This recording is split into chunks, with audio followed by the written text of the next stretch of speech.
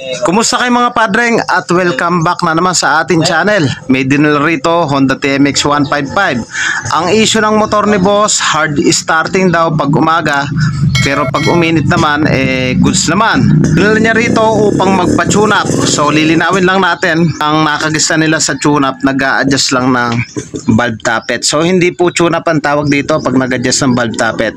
Ang tune up, lahat po yan i-check natin. Walang iniwan sa gitara yan. Pag tinono natin, nandun yung number 1 string. Bali, 6 na string yon. So lahat yun ginagalaw para makuha natin yung eksaktong tono.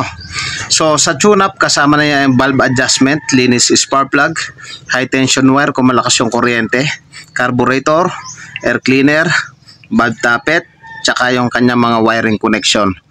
Kaya naman sa bidyong ito, kung gusto matutunan yung eksaktong tune-up ng motor upang maiwasan yung pagka-hard starting, para sa inyo to.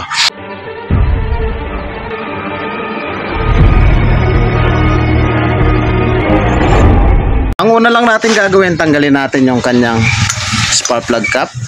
Tanggalin natin to, yung cap. Tapos check natin yung kanyang high tension wire kung may corrosion.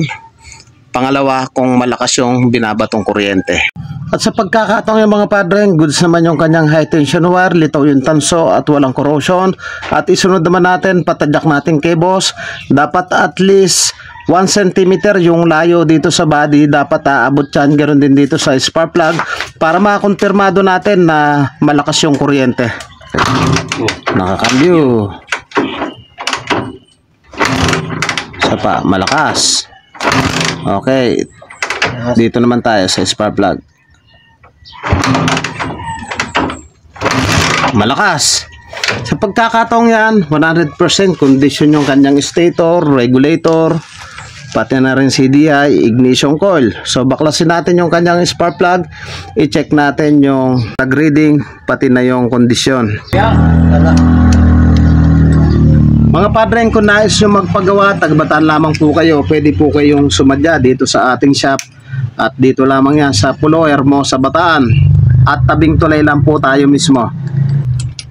At kung bago ka pa lang sa akin channel o napadaan ka lang, huwag nyo pong kalimutan na paki-like, paki-subscribe, at paki-hit na rin po yung notification bell para updated po kayo sa mga videos na kagaya nito. Dito sa kanyang spark plug, nakita ko medyo maayos naman. At medyo maganda rin naman yung sunog, medyo ma-brown-brown. Lilinisin lang natin to. Tapos pagkalinis, i-check natin yung bato ng kuryente. Dapat to malakas at mga sul-ngasul. So linisin natin.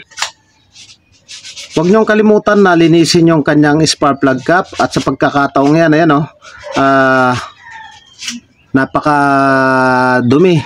May corrosion. Pag susundutin lang natin yan, pwedeng liha, kung ano man pwede nating ipasok dyan sa gitna na yan. So lilinisin ko muna to bago natin ibalik. Nangyasan, nagbayad. Sinabay ko lang para ba? Bayad. Kinuha ko. Nagpainom gising ko yung kagabi. Lumatang sila. Andiyan may bata na dyan. Gusto eh. So yun, nalinis na natin yung spark plug cap, yung kanyang spark plug. Ibalik na natin to, i-check natin yung bato ng kuryente ng kanyang spark plug. Check natin. Yeah. Susi mo. Patay. Hindi.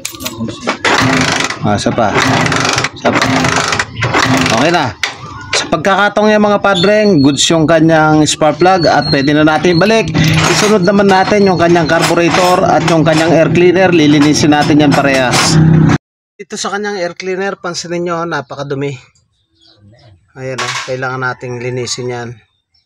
Tapos yung kanyang carburetor, yon linilinis na doon. So kasama po yan sa tune-up. So nakagas na nila na yung tune-up, adjust valve tappet lang. So mali po yun. So dapat yan, isa-isa. Dapat yan, linis carburetor, linis air cleaner, adjust valve tappet, check high tension wire, spark plug. So lahat. So linisin natin yan. So nalinis na natin. Tapos ito, magpapalit na tayo. Palitan na natin ng bago. Yan yung kanyang repair kit.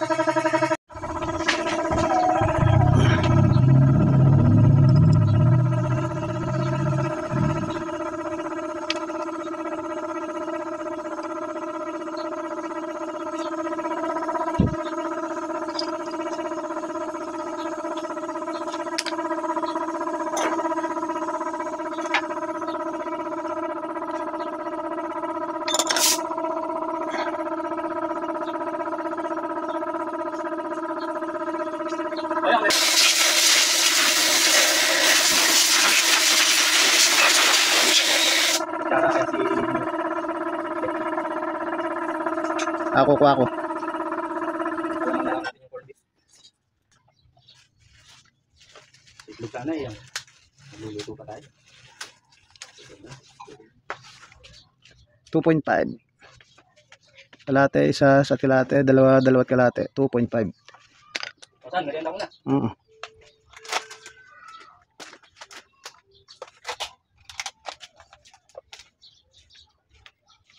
Ngayon lang yata nalinis ulit yan. Ano? May isang taon na rin mula nung palit tayong air cleaner na.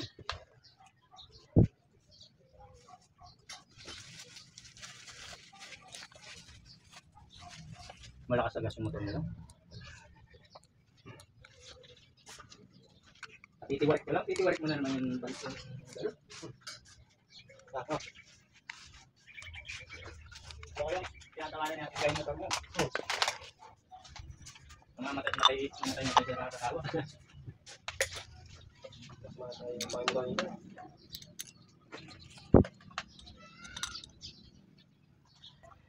Ito yung sabi nyo. Para tayo, camera. So yung mga padreng, nalinis na natin yung kanyang carburetor, nagpalit na tayo ng fuel screw, yung kanyang air cleaner, napalit na natin. So ang nagawa na natin, linis spark plug, linis spark plug cap, tapos high tension wire, yung check ng kuryente, carburetor, linis, air cleaner. So kasama sa tune-up yan. Sunod natin yung kanyang valve tappet.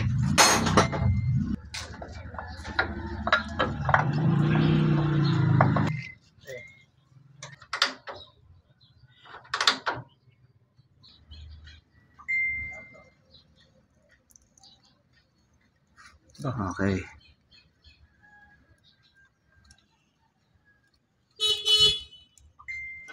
Sa kabila.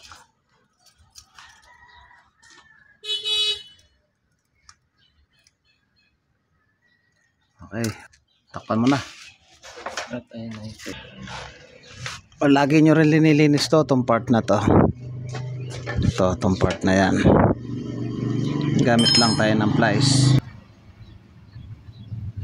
To, linilinis nyo rin to. Kasi nandito yung mga dumi, ayan o. May mga dumi yan, kaya dapat lagi nyo linilinis yan, ayan o. Ayan o, dami o. Pag pumasok kasi sa carburetor yan, lalo na wala kang filter hose, magbabara. Ayan o. Tapos pag binalik nyo, luglugan nyo muna. Tapos lagyan nyo ng laman, tsaka ibalik. O, kasama rin po yan sa tune-up. Tapos higpitan lang natin yan. Kasunod natin to, yung battery terminal. Ayan o, nangagaasin. O, linisin natin yan. So, malinis na yung battery terminal. Try nating i-start. Okay, start. So, yan yung tune-up.